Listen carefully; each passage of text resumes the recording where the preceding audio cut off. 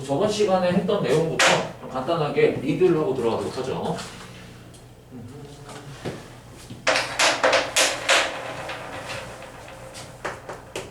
저번 시간 리뷰입니다. 자, 복소수 Z라는 애가 게 있어요. 그래서 A 플러스 BI라고 불러. 우리가 복소수의 실수 파트를 기호로 이렇게 표시하고 얘를 A라고 정의한다고 했던 거 기억납니까? 그렇죠? 이건 배워서 알고 있을 거야. 그 다음에 우리가 복소수의 허수 부분을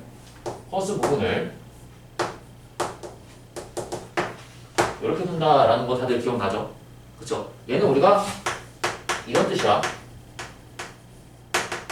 영어 단어로 상상의 그런 뜻이야. 그래서 허수가 상상의 숫자니까 우리가 그 IM의 약자를 따서 복소수 Z의 허수 부분을 우리가 B라고 두고 얘를 우리가 이렇게 그대로 읽는다라는 거지. 됐어요? 그래서 예를 들어서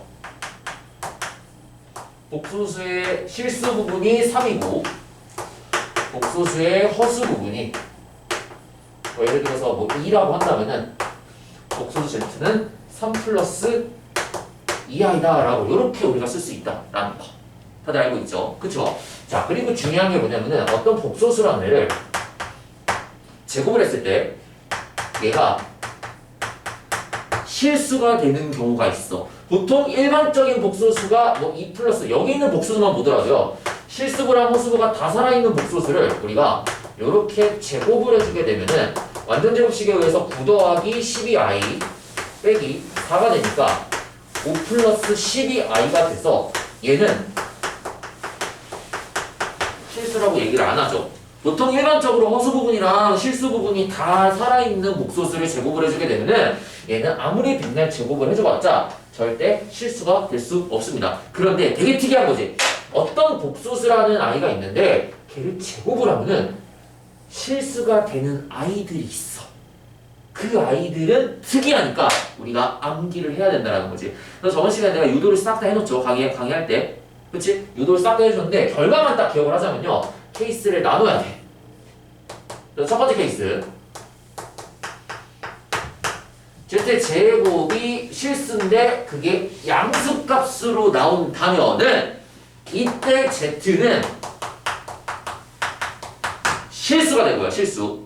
그리고 이거를 만족하는 동일한 언어가 어떤 Z에 켤레를 씌웠을 때 그 Z의 원래 복소수와 똑같다라는 현상이 일어난다고 그랬었어. 실수일 때 0보다 큰 결과가 발생한다는 거예요. 그리고 두 번째 케이스, Z의 제곱이 만약에 0이 된다. 제곱을 했는데 얘도 0이 된다면은 얘는 Z가 그냥 뭐가 되는 거야? 실수 중에서도 0이 나이만 되는 거죠. 그쵸? 그래서 얘는 다 되는 거야, 얘들아. 실수니까 Z바가 Z도 똑같이 통일이 되고요. 자, 근데 한 가지가 더 있어. 이번에는 세 번째.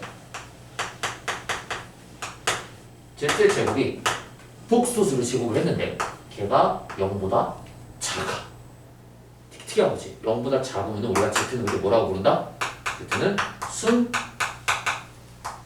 허수가 된다. 그래서 순허수인 경우에는 실수부가 0이 된다라는 거죠. 실수부가 0이 되는 아이인데 이런 애들은 켤레를 씌웠을 때 원래 복소수 대비 마이너스가 이렇게 붙는다는 거야.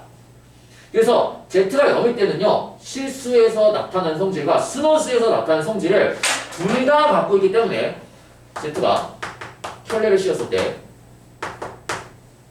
원래 복소수에 마이너스가 붙는 현상이 0인 경우에서는 이 두 가지를 다 갖고 있다는 거지. 그래서 보통 너네가 뭘 되게 실수를 많이 하냐면요, Z의 켤레를 씌웠을 때 음수가 된다라는 거를 순허수라고 기억을 하고 있는데 이때 Z가 0이 되는 경우를 많이 누락을 합니다, 여러분들. 문제 조건에 특별하게 제한 조건이 없는 한 Z바가 마이너스 Z가 되는 경우에 대해서는요, 0이 된다라는 것도 반드시 필수적으로 순허수와 더불어서 기억을 해줘야 된다는 거야. 저번 시간에 1번, 2번에서 했던 내용입니다, 이거. 그래서 막 내가 수식으로 막 풀어갖고 증명했었지. 뭐가 여기 되고 뭐가 여기 된다. 그럼 결과적으로 너네가 시험 문제를 풀기 위해서는 이 케이스 1, 2, 3에 대해서 이게 Z제곱이 0이 된다, 실수가 된다, 켤레를 씌웠더니 Z가 된다, 왔다 갔다 이 세 가지의 의미가 다 왔다 갔다 거려야 돼. 이게 다 왔다 갔다 거려야 된다.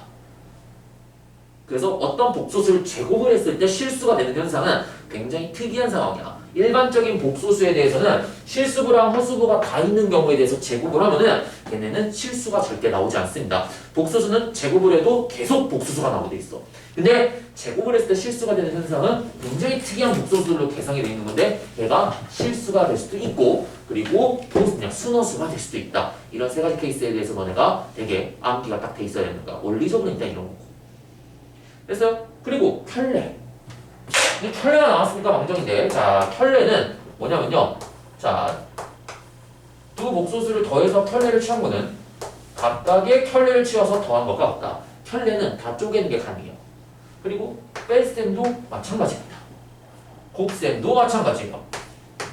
곱셈의 켤레는 각각의 켤레를 곱한 것과 같다. 그 다음에 베타분의 알파의 전체 켤레는 각각의 분모 분자의 켤레를 써서 우리가 계산한 것과 동일하다라는 거야. 그래서 복소수는요 단순하게 계산을 하는 게 중요하지 않아. 복소수를 a 플러스 bi라고 해서 양면에 복수 3등 이용해갖고 실수랑 허수가 같다 이거 다 써버리게 되면은 계산이 너무 복잡해져. 그렇게 풀면 안 돼요. 복소수를 잘하려면은 흔히 말해서 이게 어떤 선생님이 그러던데 걸레지 말고 복소수는요 나 이거 빵 터졌는데 켤레질을 잘하랍니다.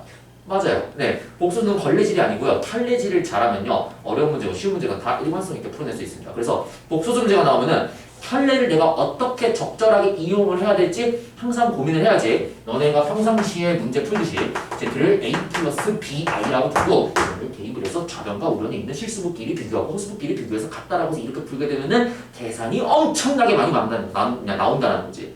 가급적이면 그거는 선생님도 그걸 쓸 때가 있긴 있어. 아주 가급적이면 쓰지 말자라는 거야.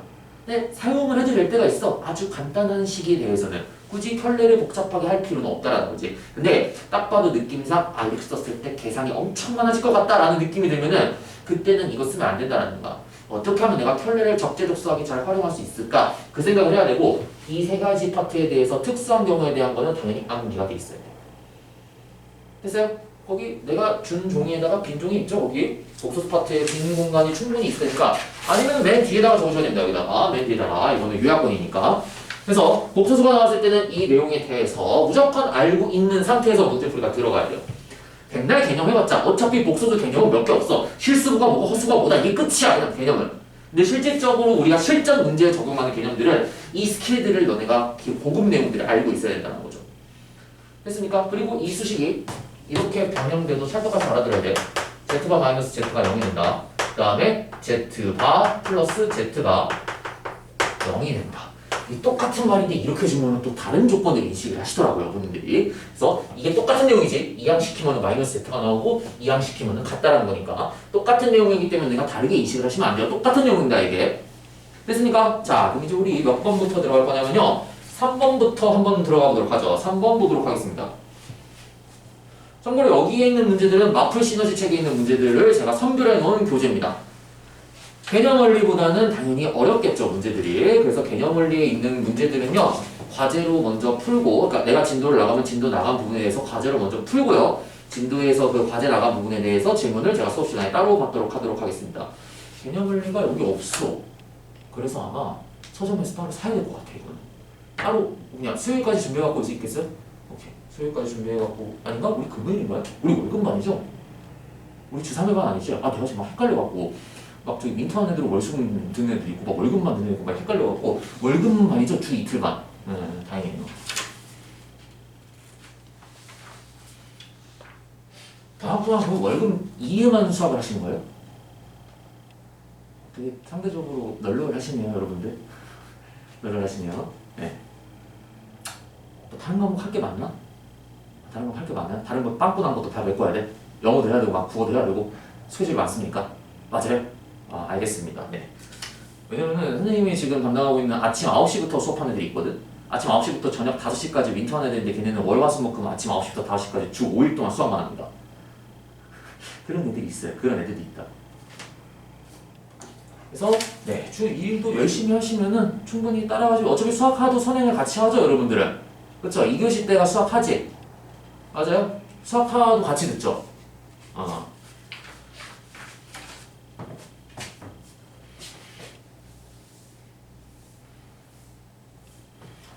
아직 늦지 않았습니다. 방학 때 어떻게 보내냐에 따라 갖고 충분히 다 따라잡을 수 있어요. 자, 우리 거기 페이지에 3번부터 먼저 보도록 하죠. 3번에 우리가 알파가 마이너스 2 플러스 2알고 먼저 한번 풀어볼래요? 수학과가 처음은 아닐 테니 알파, 베타, 알파, 베타